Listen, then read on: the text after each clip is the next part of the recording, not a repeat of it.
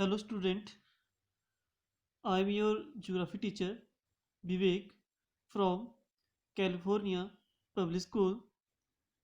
So dear student, today we start here the new chapter insolation.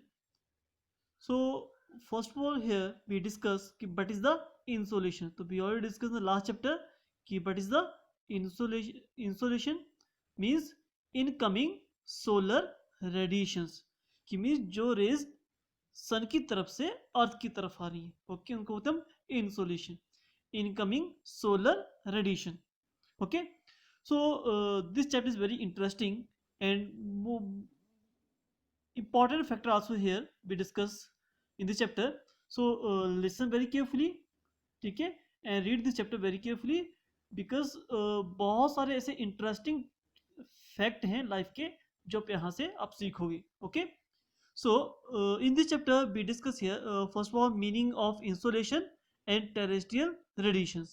Okay, कि हम यहाँ पर स्पेशल डिस्कस करें फर्स्टली इंसोलेशन के हैं और टेरेस्ट्रियल रेडिएशन के हैं.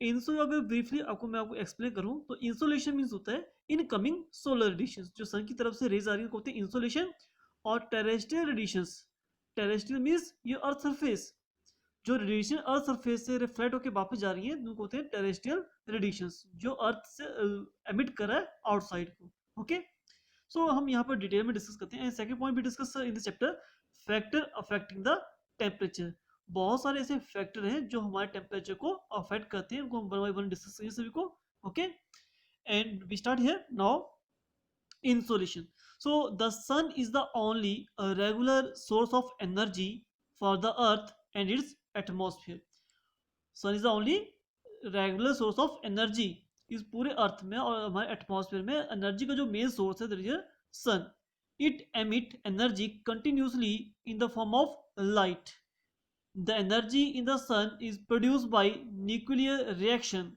विच called fusion these are two things एक होता है फ्यूजन एक होता है फ्यूजन ओके जो फ्यूजन होता है कि मीन स्मॉल पार्टिकल्स मिलके जब एक लार्ज पार्टिकल्स का प्रोड्यूस करते हैं तो मीन स्मॉल स्मॉल पार्टिकल मिलके एक लार्ज हीट यहाँ पर प्रोड्यूस की जा रही है लेकिन फ्यूजन में क्या होता है एक लार्ज पार्टिकल जब ब्रेक डाउन होके स्मॉल में कन्वर्ट होता है तो वो हीट को प्रोड्यूस करता है तो यहाँ फ्यूजन मीन्स के स्मॉल पार्टिकल्स मिलके एक लार्ज हीट यहाँ प्रोड्यूस कर रहे हैं उसको फ्यूजन बोलते हैं ठीक है सो न्यूक्लियर रिएक्शन की वजह से सन एनर्जी प्रोड्यूस हो रही है यहाँ पर and these reaction generate large amount of energy means fusion में क्या होता है स्मॉल पार्टिकल्स मिलके एक लार्ज एनर्जी का प्रोड्यूस कर रहे हैं तो आपको सन की तरफ से जो एनर्जी अर्थ पर आ रही है उसको न्यूक्लियर रिएक्शन बोलते हैं फ्यूजन बोलते हैं कि स्मॉल पार्टिकल मिलके एक लार्ज हीट प्रोड्यूस कर रहे हैं ठीक है और these reaction generate the large amount of energy and this energy make sun very hot और इसी की वजह से आपका सन क्या है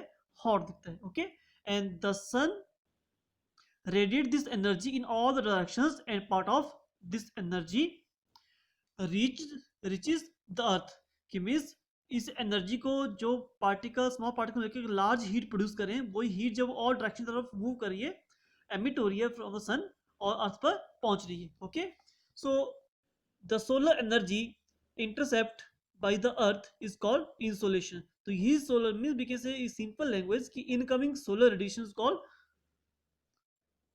इंसोलेशन और यही इंसोलेशन को हमारी याद कर रही है ऑब्जर्व कर रही है okay and the earth intercept only about 2 millions part of the total energy emitted by the sun कि मीन्स सन की तरफ से जो हीट या एनर्जी रेडिएट हो रही इन ऑल डायरेक्शंस उसका 2 बिलियन पार्ट ही ओनली अर्थ पर पहुंचता है ठीक है दैट मीन्स कि हमारे पास ओनली एक small portion of the sunlight का पहुंच रहा है okay and it is this energy that produce all the process sustaining life और इसी एनर्जी की वजह से हमारी लाइफ पॉसिबल है और इसी एनर्जी का के थ्रू हमारे जो प्लांट्स हैं वो फोटोसिंथेसिस के थ्रू अपना फूड प्रिपेयर कर रहे हैं clear so this your introduction part of insolation so now here interesting topic start you know to कि आपको कुछ इंटरेस्टिंग फैक्ट है कि लाइक दिस कि सन की तरफ ये हमारा सन यहाँ पर है this your earth surface okay so according to height हमारा टेम्परेचर डिक्रीज होता है इवन हम मूव करें टूवर्ड द सन लेकिन टेम्परेचर हमारा डिक्रीज हो रहा है। इवन हमें सन की तरफ जब मूव करते हैं, जो सन, तो सन की तरफ जब मूव करते हैं तो हमारा टेम्परेचर इंक्रीज होना चाहिए, बट यहाँ पर डिक्रीज हो रहा है इन द अवर एटमॉस्फेयर। अब ऐसा क्यों हो रहा है? ये बहुत सारे इंटरेस्टिंग फैक्ट हैं कि हमारा जो एटमॉस्फेयर वो कैसे वार्म हो रहा है, ठीक है, उसके पीछे क्या कॉज है। और जब हम टूवर्ड द सन की तरफ मूव कर रहे हैं फ्रॉम द अर्थ सरफेस, तो आपका टेम्परेचर डिक्रीज क्यों हो रहा है? बिकॉज अगर हम प्लेन एरिया में रह रहे हैं तो वहाँ टेम्परेचर हाई होता है। जब से हम हिली एरिया में जाते हैं, सपोज करो अब पंजाब से हम शिमला की तरफ मूव करते हैं, शिमला के ग्रेट हाई अल्टीट्यूड पे है, बहुत हाइट पे है, ठीक है, तो वहाँ पर क्या है, टेम्परेचर टू मच लो है। इवन दैट सब प्लेसेस आते हैं जहाँ माइनस में भी चला जाता है टेम्परेचर, ठीक है। अब हम टूवर्ड द सन की तरफ जा रहे हैं तो टेम्परेचर डिक्रीज क्यों रहा है? तो ये सारे फैक्टर जो हैं बहुत ही इंटरेस्टिंग फैक्टर हैं। So listen carefully.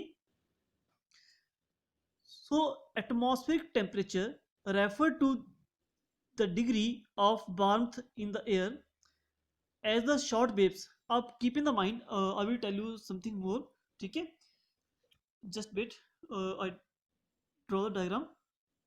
Okay, just see this diagram. This is your earth, okay, and here this is your sun, ठीक है। ये सन रेज आ रही है towards the earth surface, okay. तो ये जो आ रही है in the form of short waves आ रही है, इनको होते हैं शॉर्ट वेव्स, ओके। तो आपकी जो इंसोलेशन है, इनकमिंग सोलर रेडिएशंस, ठीक है, और जब ये रेज टूवर्ड्स अर्थ की तरफ आ रही है तो ये किस फॉर्म में आ रही है? शॉर्ट वेव्स की आ रही है, ठीक है। और अर्थ इनको ऑब्जर्व करती है और रिफ्लेक्ट बैक करती है इन द लॉन्ग वेव्स में, ओके।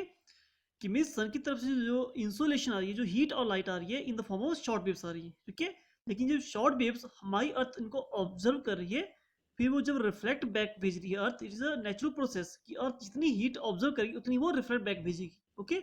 लेकिन काम क्या कर रही है अर्थ कि इसको लॉन्ग वेव्स में कन्वर्ट कर रही है, ओके। सो अब स्टार्ट करते हैं according to book, according that हम उसको डिस्कस करते हैं। So as the short waves radiation coming from the sun cannot be observed in the atmosphere, means हमारे अर्थ में एटमॉस्फेयर एक लिमिट तक है, यहाँ तक हमारा एटमॉस्फेयर है, ठीक है। सपोज करो यहाँ तक हमारा एटमॉस्फेयर है। So as the short waves, जो ये शॉर्ट वेव्स आती हैं coming from the sun can not be observe, जब ये हमारे एटमॉस्फेयर में एंटर कर रही है तो ये ऑब्जर्व नहीं करता इनको हमारा atmosphere, okay. So as the short waves radiations coming from the sun cannot be observed in the atmosphere, जब इसको एटमॉस्फेयर शॉर्ट वेव्स को ऑब्जर्व नहीं करेगा तो there is the air is not heated up by the incoming solar energy, तो हमारा atmosphere warm नहीं होगा, बिकॉज हमारे एटमॉस्फेयर जो गैसेज हैं, ठीक है, वो गैसेज होती हैं वो शॉर्ट वेव्स को ऑब्जर्व नहीं करती है, ठीक है। ये जो शॉर्ट वेव्स होती हैं ये हमारे एटमॉस्फेरिक गैस के साथ एज ए ट्रांसपेरेंट वर्क करती है, जैसे कि ट्रांसपेरेंट मिरर होता है ना कि लाइट इजीली क्रॉस कर जाती है लेकिन मिरर को वार्म नहीं करती है, सिमिलर कि आपकी जो शॉर्ट वेव्स होती हैं ये हमारे एटमॉस्फेरिक गैसेस के साथ क्या है, ट्रांसपेरेंट होती है, इसको ये वार्म नहीं करती है, ठीक है। तो क्या बोला जा रहा है? As the short waves radiations coming from the sun can not be observed in the atmosphere, so the air is not heated up by the incoming solar radiation, तो हमारा एटमॉस्फेयर वार्म नहीं हो रहा है। तो कीप इन द माइंड, इसके atmosphere के पीछे क्या है? स्पेस है, स्पेस और वार्म हो रहा है लेकिन हमारा एटमॉस्फेयर शॉर्ट वेव से वार्म नहीं हो रहा है, बिकॉज हमारे एटमॉस्फेयर में जो गैसेज हैं ये गैसेज शॉर्ट वेव्स को ऑब्जर्व नहीं करने की कैपेसिटी नहीं है शॉर्ट वेव्स को ऑब्जर्व करने की, दैट्स व्हाई कि सन की तरफ से जो लाइट आ रही है ये हमारे एटमॉस्फेयर को वार्म नहीं कर रही है, ओके। सो क्या हो रहा है?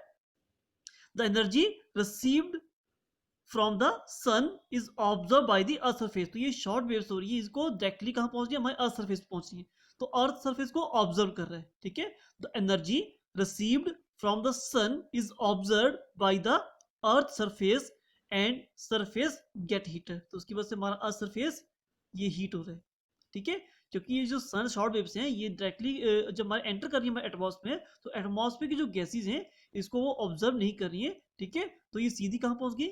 अर्थ पर, तो अर्थ से हीट हो गया, okay. The heated surface of the earth radiate energy in the form of long waves, तो अब जो हीट हुआ ये अर्थ सरफेस ये इस हीट को अगेन रिफ्लेक्ट बैक भेजेगा टुवर्ड्स द स्पेस की तरफ इन the form of long waves, ठीक है। तो हमारी अर्थ का काम क्या है किसने ये शॉर्ट वेव्स को ऑब्जर्व किया, हमारे एटमॉस्फेयर ने जो गैसेज ने ऑब्जर्व नहीं किया शॉर्ट वेव्स को।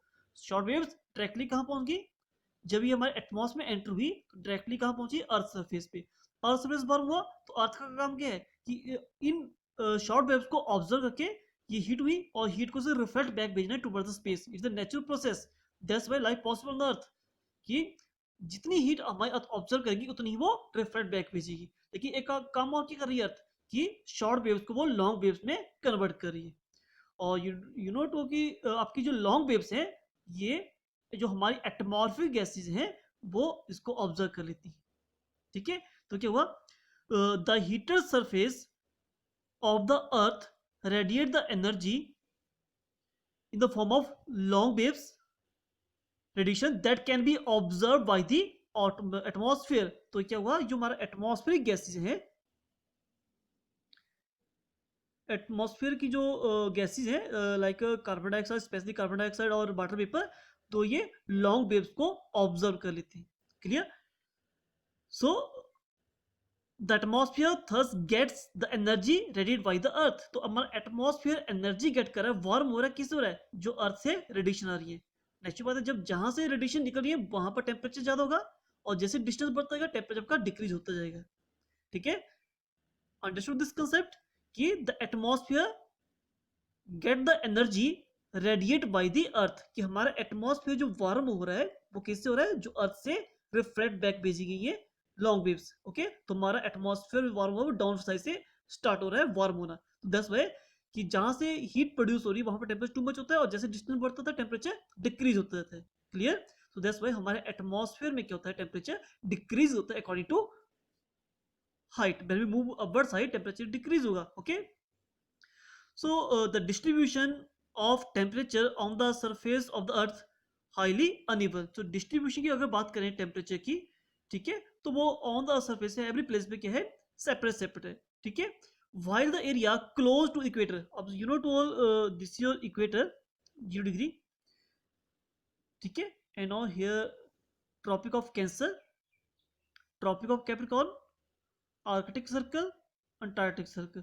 तो यू नो कि सन पर्टिकुलर पड़ता है ऑन द इक्वेटर, एंड और यू नो कि आपने पढ़ा इक्विनॉक्स, तो व्हेन डे और नाइट इक्वल, तो 21 मार्च and 23 September,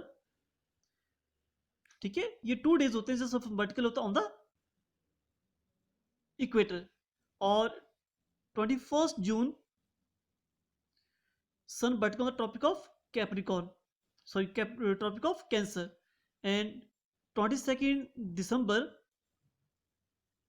sun vertically on the tropic of Capricorn. Okay, so means those area lie between the tropic of Cancer and to Capricorn, तो यहाँ पर टेम्परेचर टू मच हाई होगा because sun rays fall vertically here, और जो area near the पोल होंगे वहां पर sun rays slanting पड़ती हैं। सो दैट्स व्हाई ये एरिया क्या होती है, टेम्परेचर लेस क्वांटिटी में ऑब्जर्व होती है। ठीक है, तो दैट मींस क्या है कि जो डिस्ट्रीब्यूशन है उसमें हमारे जो लैटिट्यूड होते हैं, ये दिस आर द लैटिट्यूड, या सो अफेक्ट करते हैं distribution of temperature, because those places lie near the equator, वो मच हीट ऑब्जर्व करेंगे as compare to those are lie near the pole. Okay, because pole के पास सनरेज स्लैंटिंग पड़ रही है और यहाँ पर वर्टिकल पड़ रही है। ओके, सेकंड अल्टीट्यूड, तो अल्टीट्यूड हमने ऑलरेडी डिस्कस किया कि अकॉर्डिंग टू हाइट जब मूव करते हैं तो टेम्परेचर डिक्रीज होता है। ठीक है, इसको नॉर्मल टेम्परेचर लैप्स रेट बोलते हैं। Okay, if you go upward side, अगर हम हाइट में बढ़ रहे हैं, अगर हम नियर अबाउट 165 मीटर हाइट पे जा रहे हैं तो आपका near about 1 degree Celsius temperature decrease हो जाता है। Okay, if you go upward side 1 kilometre, अगर हम अर्थ सरफेस से 1 किलोमीटर हाइट पे जाएंगे तो near about 6.4 degree Celsius temperature आपका कम हो जाता है। Clear? So after that next point हमारे पास है, फर्स्ट हम डिस्कस करेंगे latitude, altitude, and next point है distance from the sea. So distance the sea from the sea also affect the temperature. ठीक है, these are factors: the distance from the sea, wind and ocean's current, slope and aspect, such as the surface conditions, such as the type of natural vegetation of soil. These are all the factors that affect the distribution of temperatures. ठीक है, so all the points given in your book, so one by one discuss करेंगे हम सभी. So today we discuss only this much, introduction part of insolation and factor affecting distribution, and other factor we discuss in detail in the next coming video. Okay, so this is your main concept here. ठीक है, so see this video very carefully. ठीक है, really this topic is very interesting. ठीक है, so उसको अच्छे से पढ़ना बेटा, and thank you so much. Take care.